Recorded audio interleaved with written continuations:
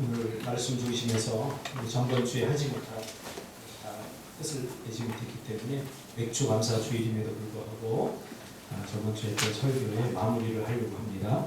허세를 부리지 말고 진짜 실력을 키우라. 허세를 부리지 말고 진짜 실력을 키우라 하는 제목으로 하나님 말씀 전가하겠습니다.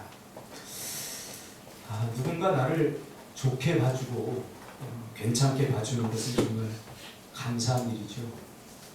감사한 일입니다. 또 나도 누군가에게 좋게 보여지고 싶어요. 좋게. 싸가지 없게 보여주고 싶은 사람이 어디 있겠습니까? 좀 좋게 평가되고 싶고 좋게 보여주고 싶습니다. 근데 제가 좀 이렇게 살아보니까요, 이 좋게 봐주는 것이 때로는 굉장히 힘들 때가 있어요. 그래서 이제 조금 살다 보니까 나를 그냥 있는 모습 그대로 봐줬으면 참 좋겠다, 그런 생각이 들 때가 많습니다. 그게 훨씬 편해요. 왜냐하면 나를 좋게만 봐주면 나를 좋게 봐주는 사람이 그만큼 또 실망도 많이 하더라고요. 그러니까 자기가 보고 싶은 대로 보는 거죠. 그래서 나를 좋게 보는 거예요, 자꾸. 처음에 그게 얼마나 좋은지 몰라요. 야, 내가 그런 사람이야? 나 참 괜찮은 사람이구나.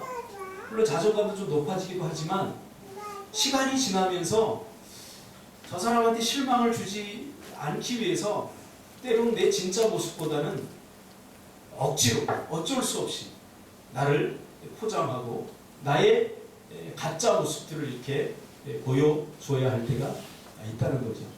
그래서 살다 보니까 괜찮게 봐주는 것보다 있는 모습 그대로 봐주는 것이 요즘은 더 이렇게 편한 것 같아요. 제가 초등학교 때 그 선생님을 잊지 못합니다. 이름도 지금 강완선 선생님이라 6학년 때 선생님이신데, 이분이 어느 날 저희 집 가정 방문을 해서는 하고 나서 그 다음날 저를 부르고는, 그래요, 저한테 형서가, 나는 너희 집이 굉장히 잘 사는 줄 알았어, 그런 얘기를 해요. 근데 그게 저한테 굉장히 큰 상처였어요. 무슨 얘기냐면, 제가 그 전에 이제 정겨울이 회장으로 뽑혔어요. 할렐루야. 초등학교 때. 이제 저는 아무것도 몰랐어요. 그냥 아이들이 뽑아주니까 했는데, 선생님들 사이에서는 그래도 돈도 좀 있고 좀 기부금도 좀 내고 뭐 이렇게 해야 좀 선생님 뒤치다거리도 해주고 이런 위치에 좀 있어야 되는데, 저희 집이 너무 못 살았거든요. 근데 선생님이 저한테 속은 거예요. 왜? 제 외모를 보고. 우리 집이 옷가게를 조그맣게 했는데 저희 어머니가 우리 아이들 기죽지 않게 하기 위해서 늘 좋은 옷, 제 그때 수준으로 생각하면 저 고무신 신고 다녀야 되는데, 저희 친구들 중에 고무신 신는 친구들 많았거든요. 그게 솔직한 저의 수준인데, 삶의 수준인데, 어머니가 고무신을 안 신기고 운동화를 신겨서 학교를 보내셨어요. 그러니까 옷도 좀 괜찮게 입고 늘 깨끗하게 세수하고 그러니까 괜찮게 사나보다. 그리고 선생님이 이렇게 뽑아주신 거죠. 근데 그 이야기를 선생님한테 듣고 굉장히 상처가 됐어요. 무슨 의미인지 제가 어리지만 이해하고 알았기 때문에. 그래서 한동안 선생님에 대한 그 상처와 아픔들이 있었어요. 지가 잘났으면 얼마나 잘났어, 지가 뭐, 그러면서 막 선생님에 대해서 안 좋은 인식을 이렇게 했는데, 어느 정도 시간이 지나면서 참 그게 감사하더라고요. 나를 웃잘하지 않게 만든 거예요. 내 분수를 알게 하고 내 수준을 알게 한 거예요. 어린 나이에 그것을 감당하기에는 결코 쉽지 않았지만, 지나고 보니까 이게 나를 성장시켜가는 일이 되었다, 그렇게 저는 고백할 수 있습니다. 오늘 사도 바울이 빌립보 교회 성도들을 향해서 사실은 뭐라고 말합니까? 야, 너희들 허세 부리지 마, 그렇게 얘기하는 거예요. 사도 바울은 좋은 이야기, 괜찮은 이야기를 통해서 위로하고 그렇게 할 수 있었지만, 있는 모습 그대로를 보기를 원했어요. 사도 바울, 빌립보 교회 성도들, 자기의 신앙의 수준, 그것을 정확히 보기를 원했던 거죠. 그래서 사도 바울이 빌립보 교회 성도들 향해서 너희들 일할 때 보니까 다툼이나 허용으로 하더라고. 다툼은 뭡니까? 경쟁에서 나온 거죠. 내가 더 잘하려고 하다 보니까 자기 수준껏 해야 되는데, 자기 분수껏 해야 되는데 허영을 허세 부리는 거예요. 그래서 다툼이나 허영으로 하지 마라, 그렇게 이야기를 하고 있는 거죠. 허세라고 하는 것은 자기의 지식이나 경제 능력, 분수 등에 어울리지 않게 겉만 화려하게 꾸미는 것입니다. 이것은 신앙의 그 본질인 말씀을 추구하지 않고 신앙이 인본주의화 될 때 나타나는 현상이기도 합니다. 복음의 본질은 우리 자신을 정확하게 보게 하는 거예요. 우리 자신을 정확히 보면 우리는 뭡니까? 우리 죄인. 여기서부터 신앙이 시작되는 거죠. 그래서 복음은 우리 자신을 정확히 보게 하는 거예요. 제가 이번에 우리 딸이 대학을 들어갔는데 입학식장에 제가 갔어요. 입학식장에 이렇게 갔는데 입학식 하는 광경을 보니까 제가 대학교 입학식을 몇 번 이렇게 제자들을 입학하는 거 몇 번 가봤는데 몇 가지 제가 까다로운 게 있는데 그 중에 하나가 뭐냐면 좋은 대학 간 아이들은 뭐가 그 분위기가 기세등등하고 뭔가 자신감이 있고 명문대 간 아이들은 입학식 자체가 활력이 있어요. 부모님들도 뭔가 눈빛이 달라요. 근데 조금 그 수도권을 약간 벗어난 대학에 가면 뭔가 분위기가 침울하고 애들도 기가 푹 죽어 있고 뭐 패배주의 의식 같은 걸 제가 많이 느껴요. 우리 에린이 대학 뭐 좋고 나쁨을 이야기하는 게 아닙니다. 갔더니 약간 그 패배주의 의식을 제가 많이 느꼈어요. 그래서 제가 입학식을 참석하고 나서 우리 예린이에게 딱 한마디 했어요. 다른 걸 하나 얘기하죠. 예린아, 너희 학교가 제일 좋은 학교야. 왜냐하면 너의 수준에 맞기 때문에 너희 학교가 제일 좋은 학교야. 여기서 최선을 다해야 돼. 제가 대학생들도 이렇게 상담하면서 그 아이들 안에 가지고 있던 열등감들이 있더라고요. 난 더 좋은 대학 갈 수 있었는데 이런 마음으로 4년 동안 대학을 다니니 무슨 대학생활이 재미있겠습니까? 그렇죠? 그래서 제가 우리 애들한테 다른 얘기 안 하고 이 학교가 너에게 가장 좋은 학교, 너에게 가장 만든 학교, 가장 좋은 학교야. 이거 만약 서울대 가면 너 견디지 못해. 그 수준을 네가 따라갈 수 있겠어? 못 따라가. 이 수준에 대해서 내가 얘기하는 게 아니라 하나님이 가장 좋은 것이라고 하는 것은 내 마음에 내 수준에 맞는 것을 주시는 거야. 제가 그런 얘기를 했습니다. 우리 신앙도 마찬가지 아니겠습니까? 오늘 본문에 보면 이 자꾸 우리가 이 경쟁하려고 해요. 경쟁하려고 하고 그러다 보니까 교회를 하는 것도 다툼이나 허용이 될 수가 있고 신앙생활도 우리 인생도 마찬가지입니다. 인생. 남이 열심히 저축해서 32평 아파트 사면 나는 수준도 안 되는데 괜히 빚을 내서 32평 아파트 사야 그래야 뭐 직성이 풀려. 죽어나는 거죠. 이것이 오늘 빌립보 교회의 문제이고 어쩌면 또 우리의 문제이기도 합니다. 사도 바울에게 있어서 복음은 이 세상이 주는 모든 이런 어려움과 고난, 고통, 위기, 실패 속에서도 오히려 그 환경과 문제에 주눅들거나 쓰러지지 않고 오히려 감사와 기쁨을 넘치게 한다고 그렇게 말하고 있습니다. 이것이 복음을 경험한 신앙이고 주님과 함께하는 신앙이라는 거죠. 이것이 바로 신앙의 알맹이입니다. 신앙의 알맹이. 우리는 이 알맹이를 갖고 살아야 할 때, 껍데기가 아니라 신앙의 알맹이. 그것이 바로 믿음의 열매죠. 근데 이 빌립보 교회 성도들은 알맹이가 없어요. 이 껍데기, 허세로 가득 차 있어요. 믿는 것 같은데 정작 믿음을 발휘해야 될 그 시점이 오면 다 낙심하고 좌절하고 쓰러져요. 제가 여러분 잘 아는 말 있지 않습니까? 정말 믿음이 필요할 때는 믿어지지 않을 때입니다. 하나님이 살아있는 것 같지 않을 때, 정말 믿어지지 않을 때, 그때도 정말 내가 하나님을 신뢰하는 것, 이것이 진짜 믿음 아닙니까? 믿어질 때 누가 믿는다고 말 못하겠어요. 인생에 고난이 오고 어려움이 오고 기도해도 응답이 안 되고 정말 하나님이 없는 것 같은 그런 외로움과 고독함에 붙들려 있을 때 그때 진짜 믿음이 필요한 시간 아닙니까? 그리고 그것이 진짜 실력 아닙니까? 없는 것 같은데 있는 것. 어떤 사람들은 있는 것 같은데 없어요. 겉을 보니까 화려하고 멋지고 그래서 야 믿음 좋겠다 뭔가 대단하다 했는데 정작 어려움이 오고 문제가 오고 고통이 오고 위기가 오고 실패와 좌절 가운데 있으면 모든 것을 포기해버립니다. 왜요? 없기 때문이죠.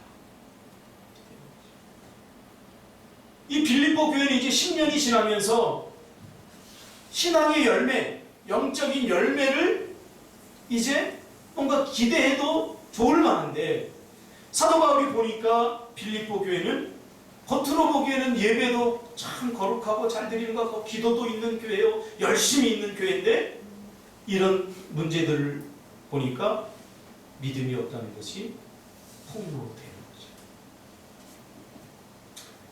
신앙은 여러분 삶입니다. 그래서 삶 속에서 열매를 맺어야 됩니다.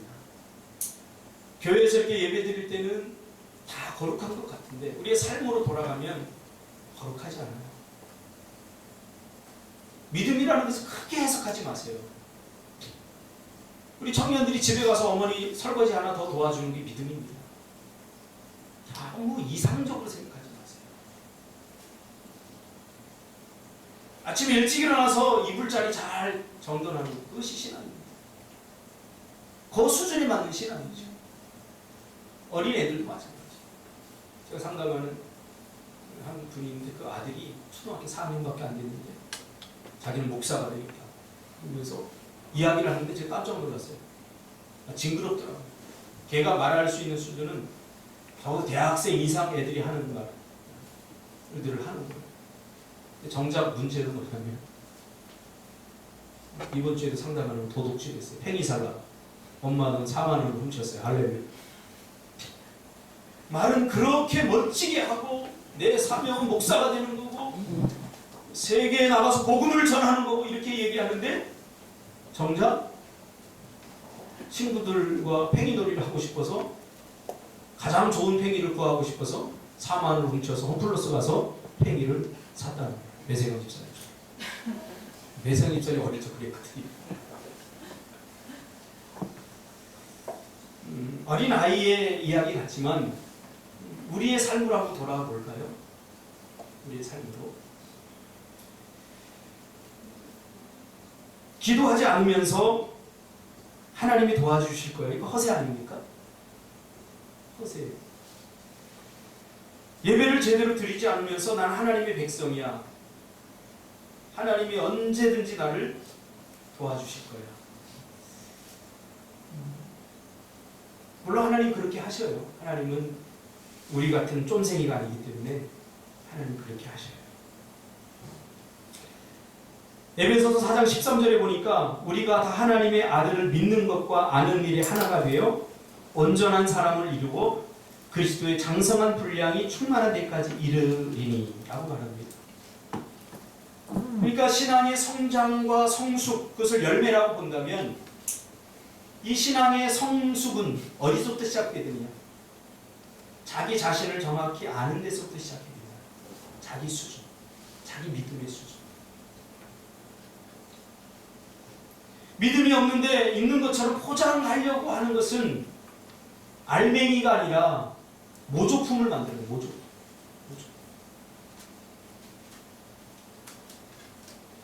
믿음의 고백과 고백에 맞는 삶. 이것이 바로 신앙의 스토리, 내용이 되는데 성경에 보면 성경의 위대한 인물들이 다 믿음의 고백과 그 고백에 맞는 삶, 사람들이었어요. 사람들이었어요. 그러니까 그것이 신앙의 스토리가 된 거죠. 오늘 이 빌립보 교회에 가려져 있는 가장 큰 문제, 은밀하게 가려져 있는 문제는 허세 신앙에 대한 경고입니다. 왜냐하면 하나님의 나라는 말에 있지 않고 능력에 있기 때문에. 어떤 제자가 페이스북에 매일 좋은 신앙의 글들을 올려요. 저한테 보내줘요. 그래서 나는 이 친구가 참 신앙생활을 잘하고 있구나 그렇게 생각했어요. 좋은 설교도 올려주고 또 좋은 자료도 이렇게 올려주고 이렇게 해서 그래서 제가 이렇게 댓글을 남겼어요. 참 고맙다. 신앙생활 요즘 잘하고 있냐? 어디 교회 다니냐? 이렇게 제가 올렸더니 그 친구 목사님 죄송해요. 저 요즘 힘들어서 교회 생활을 쉬고 있어요. 좋은 말을 하는 것과 좋은 삶을 사는 것은 믿음의 말을 하는 것과 믿음의 삶을 사는 것은 다를 수 있구나 하는 것을 알게 되었습니다. 디모데후서 3장 5절에서 사도 바울은 경건의 모양은 가졌으나 경건의 능력은 부인하는 자다라고 말합니다. 정말 믿음이 필요한 순간은 믿어지지 않을 때입니다. 믿어지지 않을 때. 정말 고난이 오고 예수 믿는데 하나님의 도움을 전혀 받지 못하는 것 같아요. 요셉이 그렇지 않습니까? 요셉이 팔려가고 배신당하고 사랑하는 가족들로부터 버림을 받고 억울한 일을 당하면서 그는 하나님을 향해서 원망하거나 불평하거나 하지 않았어요. 그때 그는 진짜 믿음을 발휘한 거죠. 그때 하나님을 더 신뢰한 거죠. 이것을 우리 광야라고 표현하는데 이번 주에 우리 청년 하나가 광야라고 하는 노래 은혜 받았다고 간증을 하는데 은혜를 받았습니다. 광야는 아무도 없어요. 왜 하나님이 나를 아무도 없는 곳으로 보내셨을까? 불평하기보다는 광야를 보내신 이유를 알게 되면 훨씬 내 삶이 행복해집니다. 아멘. 광야는 하나님과 더 가까워질 수 있는 기회잖아요. 광야 아무도 없잖아요. 왜 하나님께서 사도 바울도 마찬가지예요. 사도 바울도 회심을 하고 다메섹에서 회심을 하고 나서 아라바 광야에서 3년 동안 있었어요.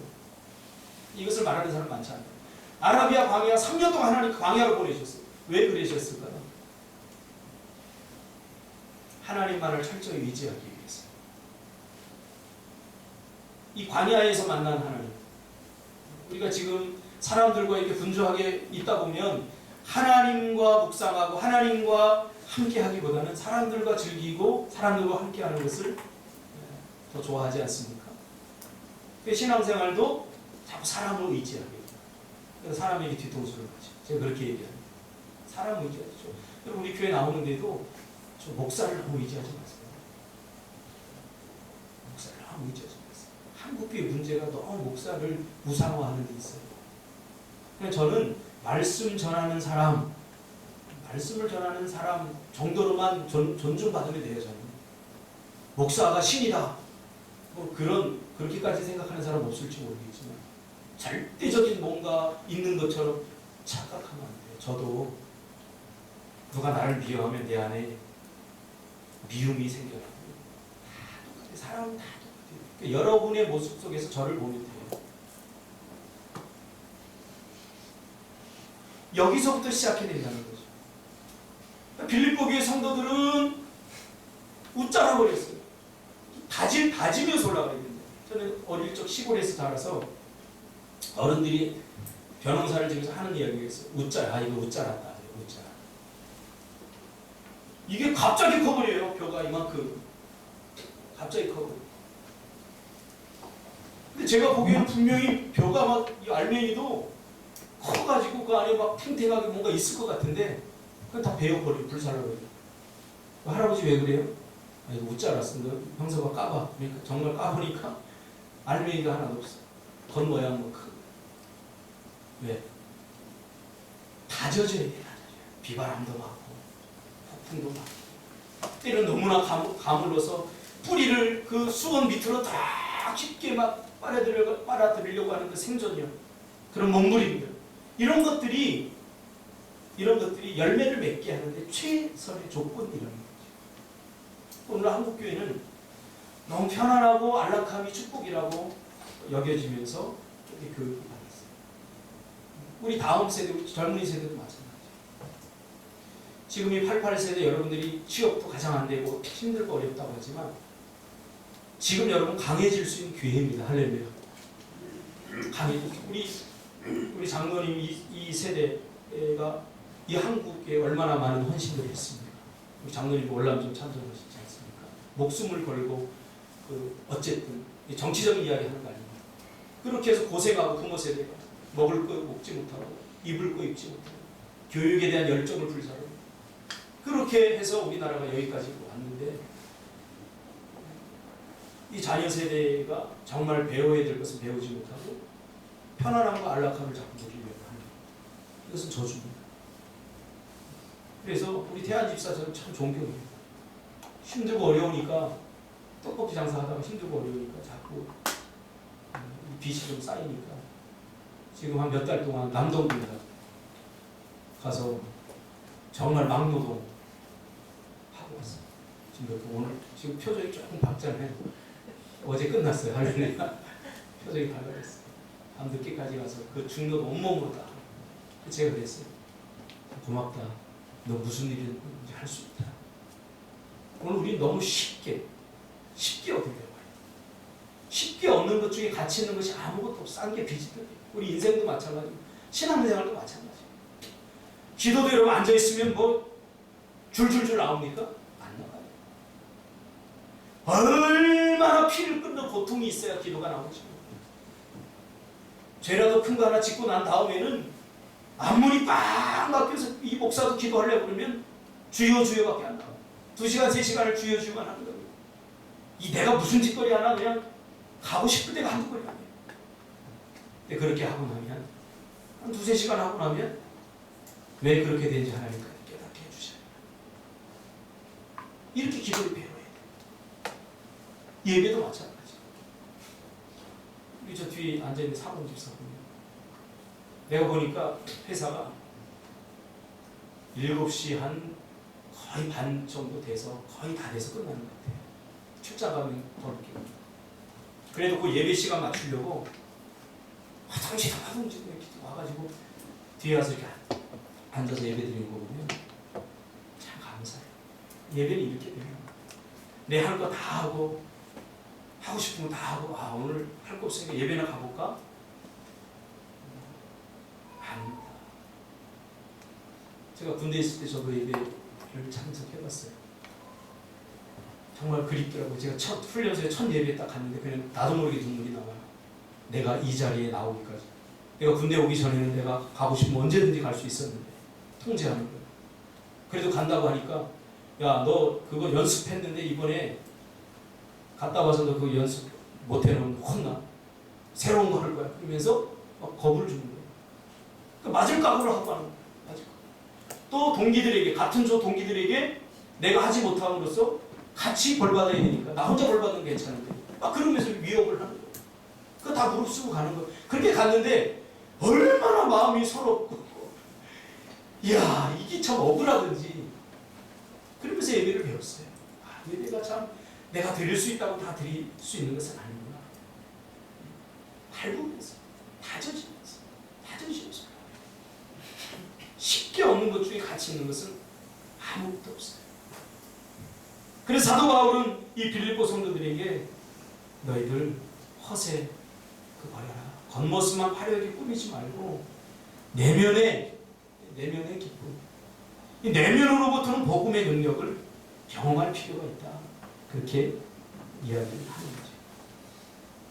사도 바울이 이 빌립보 교회를 향해서 내린 진단은 뭡니까?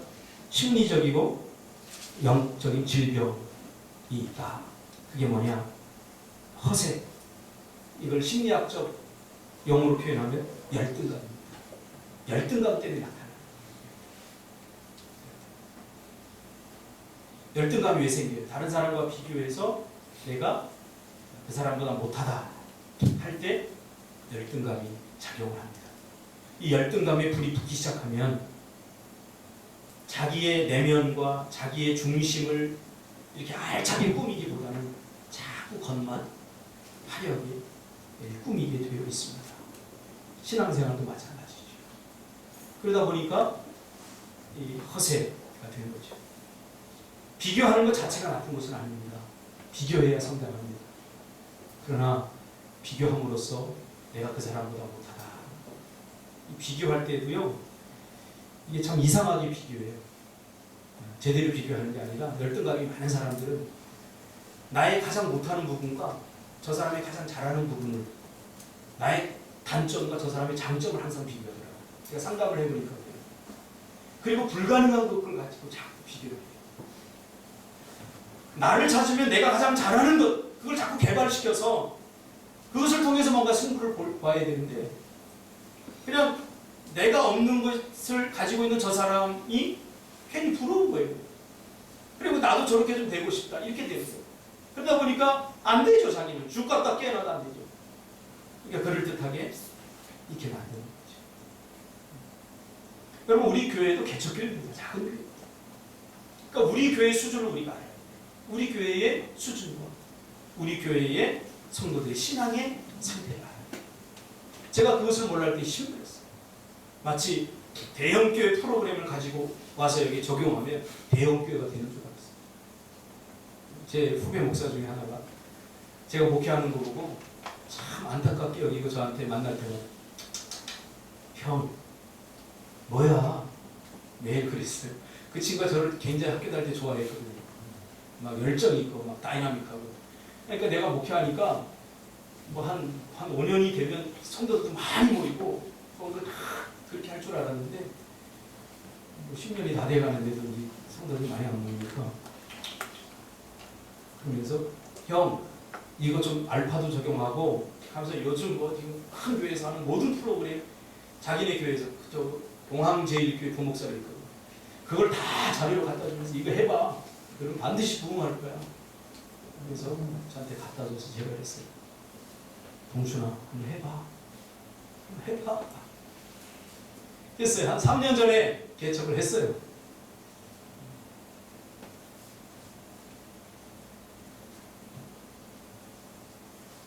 그 다음 얘기를 안 할게요.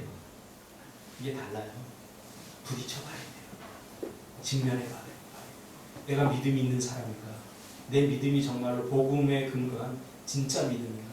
아니면 믿음이 있는 척하는 건가? 남들이 믿음이 있다고 하니까 정말 믿음이 있다고 생각하는 건가? 이건 다르다는 거예요. 그래서 신앙은 실전 신앙이 돼요. 실전 신앙. 믿음, 우리의 삶을 해석하고 이 삶의 고난을 넉넉히 이겨 나갈 수 있는 믿음, 그것이 믿음이거든요. 그래서 사도 바울은 지금 감옥에 갇혀 있는데도 웃잖아요. 기뻐하라고 그러잖아요. 십자가를 잔뜩 쥐고 있는데도 불구하고 사도 바울은 미소를 잃지 않잖아요. 이게 진짜 복음을 경험한 자라는 거죠. 다음 장에도 계속 나오지만, 야, 나는 내가 어디 있든지 나는 상관없어. 내가 가난한 사람이 되든 부한 사람이 되든 심지어 내가 죽든 살든 나는 그게 별로 중요한 거 아니다. 나에게 있어서.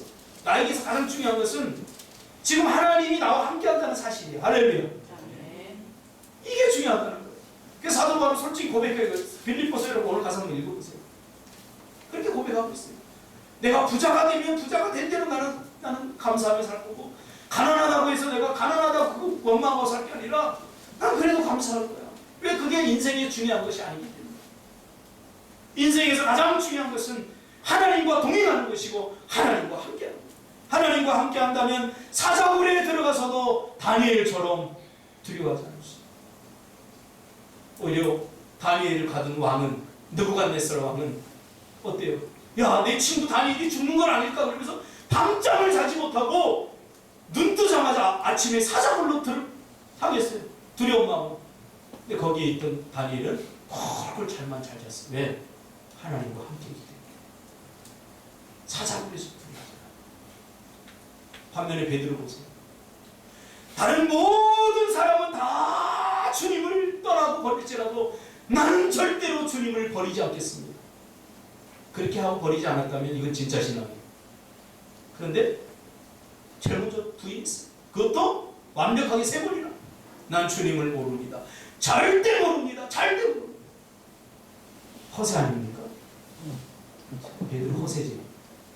아, 저기 보니까 누가 와요. 물속에서 막 누가 걸어와요. 그러니까 주님이야.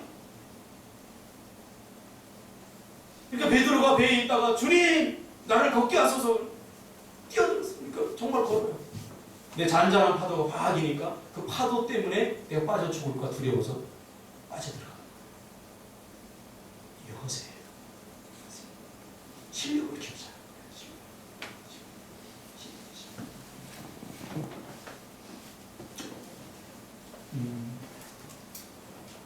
제가 저번 주에 박상훈 집사 기도하는 거 보고 속에서 좀 열불이 끓더라고요.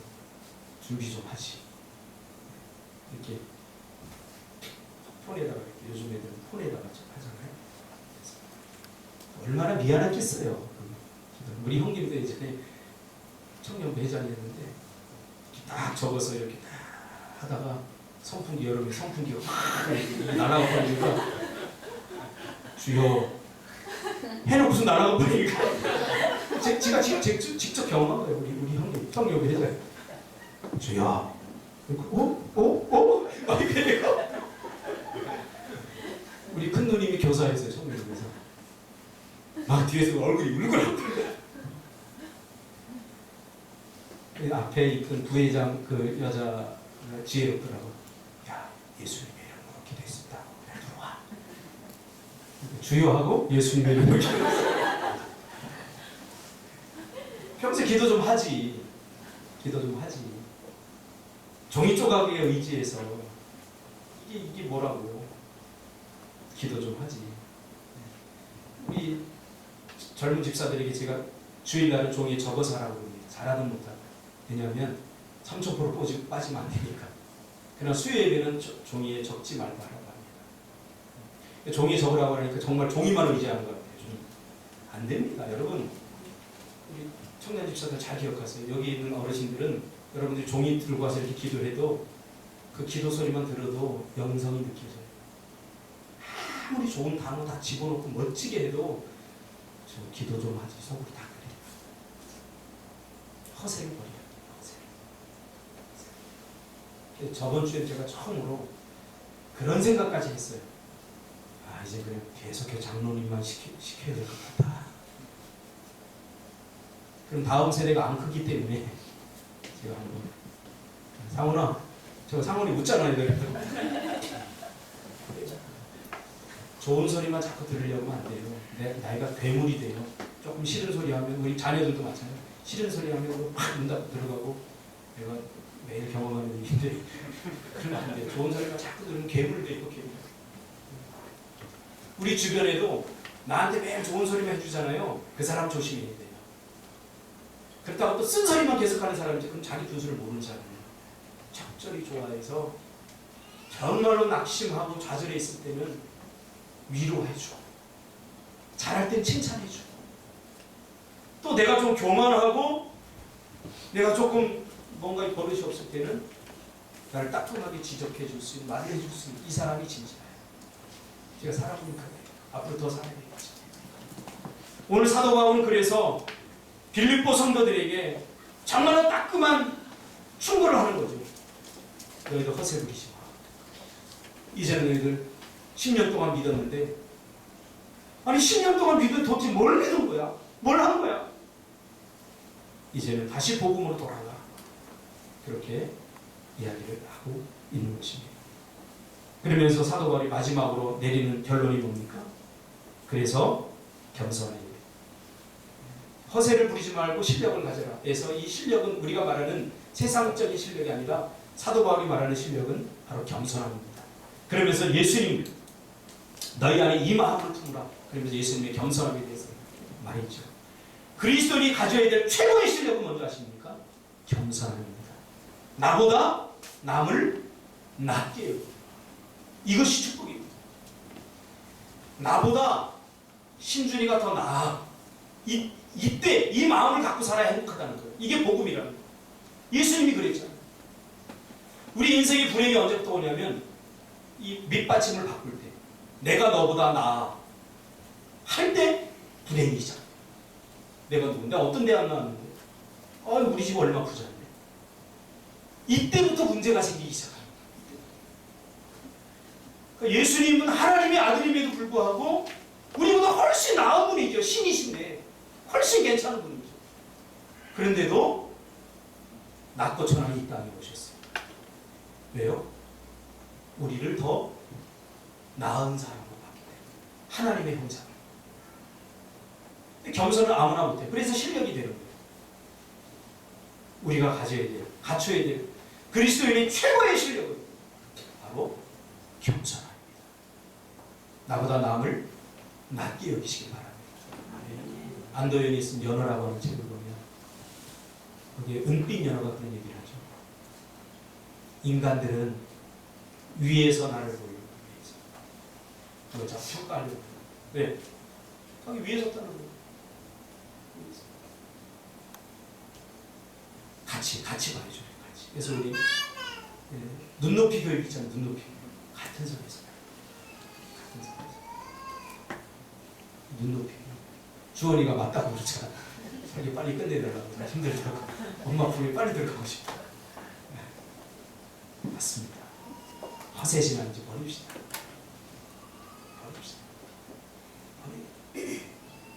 자기 수준에 맞는 것. 그게 가장 하나님이 나에게 주신 최고의 축복. 기도하겠습니다.